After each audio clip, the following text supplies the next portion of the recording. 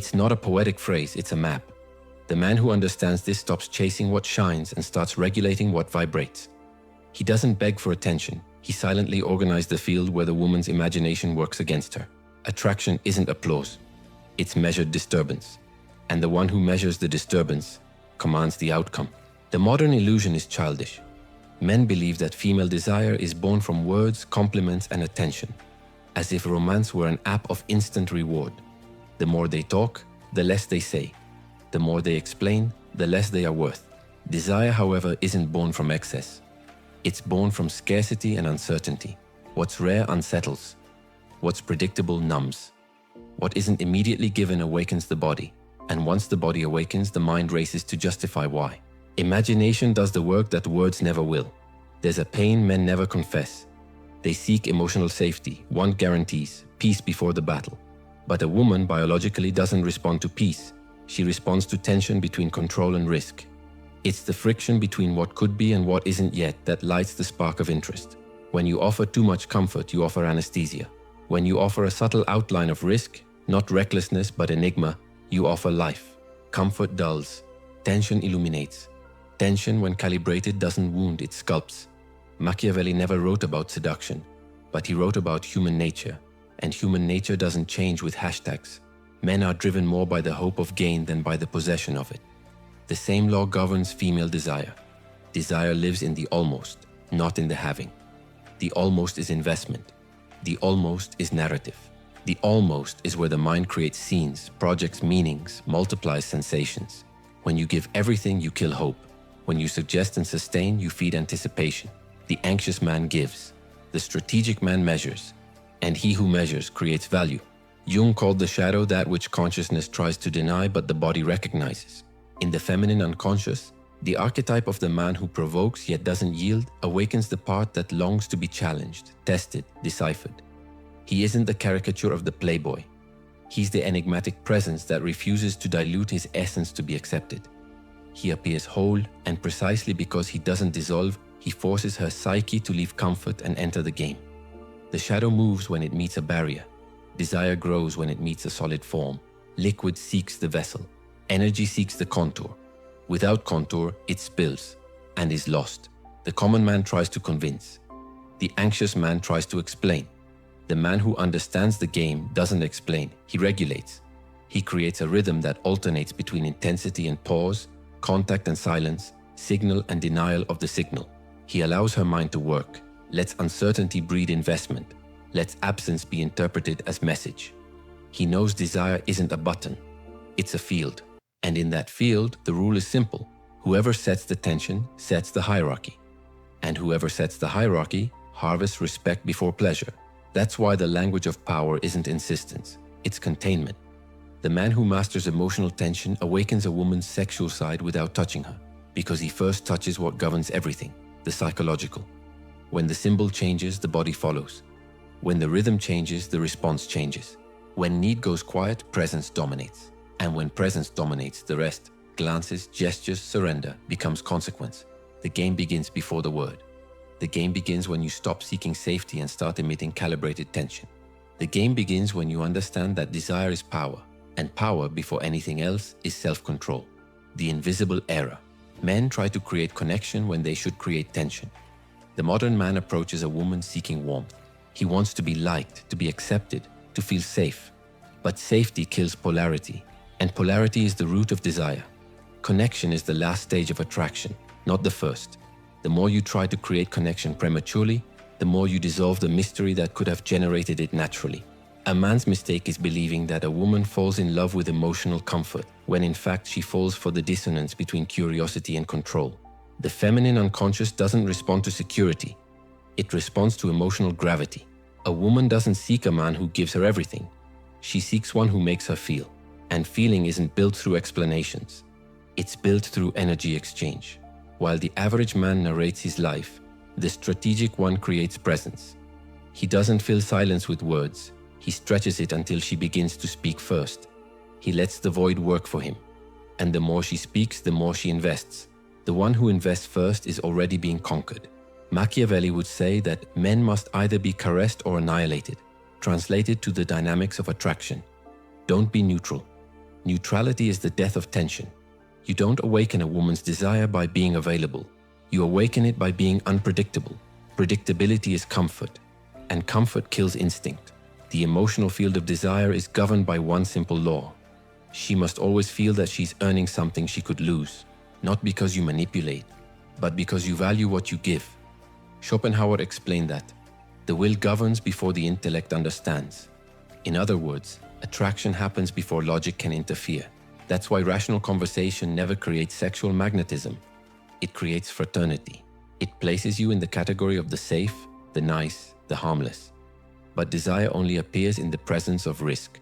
The man who eliminates risk eliminates mystery. The man who eliminates mystery eliminates desire. The feminine psyche doesn't crave balance. It craves movement. Tension is the dance of the opposites. Light and shadow, distance and proximity, affection and withdrawal. Remove one, and you remove the pulse of attraction. The modern man sabotages himself by seeking validation instead of gravity. He wants to be loved for being good, not desired for being strong. But admiration doesn't awaken the body. Polarity does.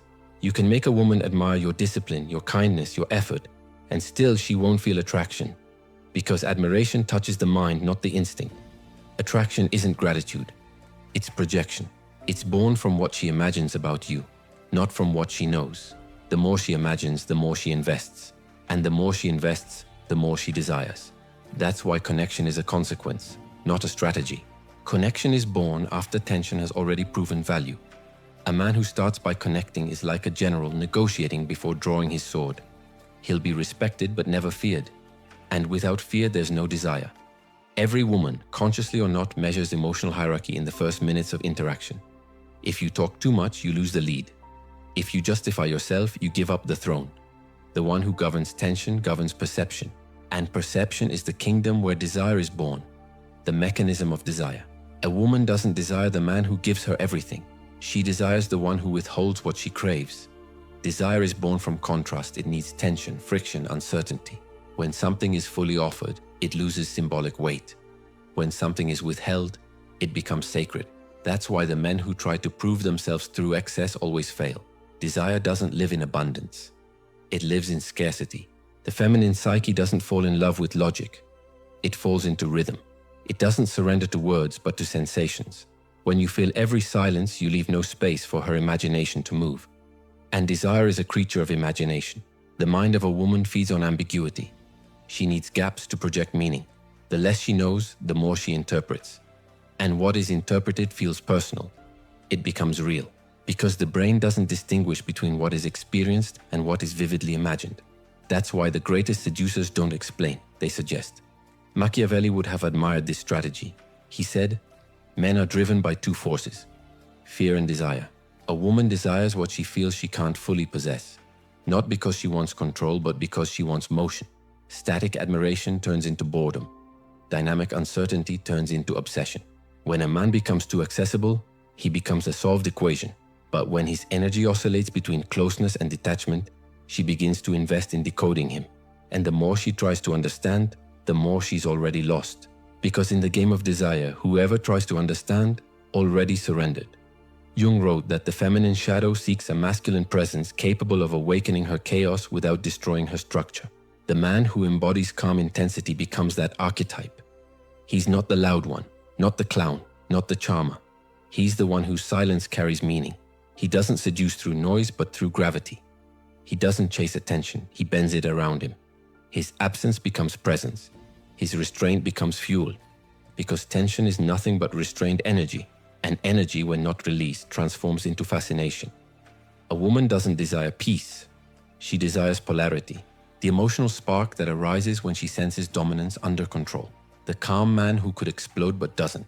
The stable one who could devour but chooses to observe. That's the paradox of desire. Women crave the contained predator, not the desperate romantic. Because the predator doesn't seek approval. He emanates power. He doesn't need to prove. He allows himself to be felt.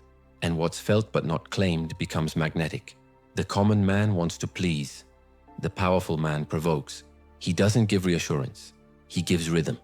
He leads the emotional tempo, shifting between approach and pause, attention and distance. He lets her imagination do half the work. He knows that the most seductive phrase is silence that comes after a glance, because silence, when charged with presence, speaks louder than words, and the body always listens to what the voice tries to hide. Desire, therefore, is not something you create. It's something you allow. You don't make her feel.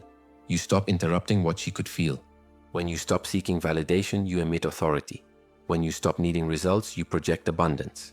And abundance is the most sexual state a man can embody. Because it says without words, I don't need to conquer. I attract. The woman doesn't fall for the one who chases. She falls for the one whose gravity pulls her in. The inversion of power. The one who needs to prove his worth becomes prey to the one who only needs to be. Desire isn't a game of words, it's a game of hierarchy. In every interaction, someone governs emotional rhythm, and the other adapts. Most men unknowingly allow the woman to take the lead by reacting to her instead of regulating her. They let her mood dictate the tone, her attention dictate their value, her silence dictate their anxiety. And whoever reacts first loses hierarchy. A woman doesn't fall for the man who seeks her approval. She falls for the one who doesn't depend on it. Because detachment, when genuine, communicates abundance. It says, I choose, I don't chase. And every feminine instinct recognizes that energy as dominance. It's not arrogance, it's sovereignty. The man who acts from abundance doesn't compete. He decides. And the man who decides always controls the frame of desire. Machiavelli wrote that, it's better to be feared than loved if one cannot be both. In the language of attraction, fear means respect. It's not about intimidation, it's about the sense of mystery and consequence that surrounds a man who doesn't bend easily. Women respect men who are not emotionally available on demand. They test limits to see if there's resistance. And when they find it, paradoxically, they relax. Because structure calms emotion, and control breeds safety. Not through words, but through energy. The inversion of power happens when the man stops trying to be liked and starts choosing what's worth his energy. He no longer seeks acceptance. He filters. He doesn't wait for validation. He observes reactions and calibrates presence. He doesn't respond immediately. He lets silence dictate rhythm. And that silence, intentional, firm, sovereign, does what no speech can do. It places him above the noise. Jung described the archetype of the self as the integration of shadow and light. Total control of one's duality. In seduction, this manifests as a man who knows his own darkness but doesn't flaunt it. He doesn't repress it either, he governs it. He understands that to awaken the feminine shadow, he must first have mastered his own. Because a woman can only surrender to what she subconsciously respects. And she only respects what she can't fully domesticate. The average man, seeking to be loved, gives everything. Time, attention, validation. But giving without selection destroys value. The man of power gives little, but every gesture carries weight. A glance, a pause, a word, all intentional. Each act becomes symbolic because it's rare, and what's rare becomes sacred. That's why the inversion of power isn't about manipulation. It's about re-establishing hierarchy. The man doesn't withdraw to punish. He withdraws to preserve his gravity.